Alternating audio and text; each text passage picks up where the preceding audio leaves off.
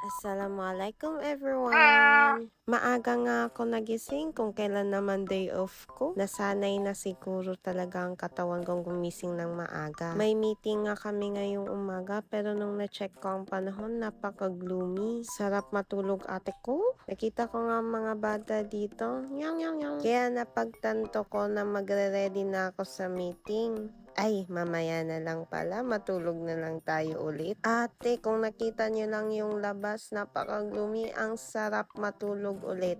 Ang ending, hindi naman din ako makatulog. Ito nga pala si Zarina. Nautusan siya ng ate ko magkuha ng sabon. Naglalaba kasi ang ate ko every week. Kaya yan, nautusan ang bata. Pagkagising nga niyan, pumunta na agad sa akin. iPad girl talaga. Napakaingay nga sa labas kasi pinagsasabihan ng ate ko yung pamangkin ko na huwag masyadong mag-noodles at hindi nga healthy ito sa kanila. Nagluto nga pala siya ng sardinas pati patola. Super sarap! Ewan ba, minsan ang simpleng pagkain yun pa ang pinakamasarap.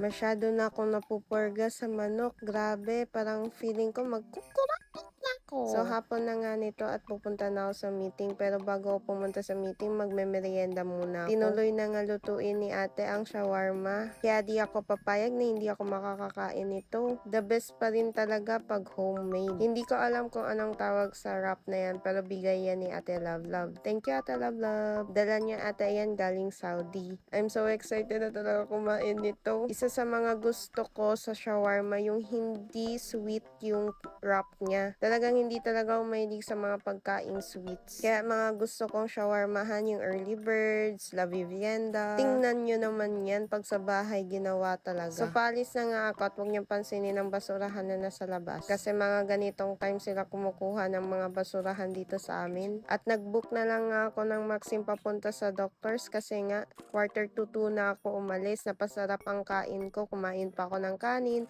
Ang sarap din ng chicken na niluto ng ate ko. Dahil hapon nga ngayon, expected talagang traffic na traffic dito. Pagkatapos nga ng meeting, umuwi lang din ako agad. Nagpiagyo na rin ako kasi ako na mag-gym. Gusto ko kasi mas sulit yung day off. Kaya bye-bye!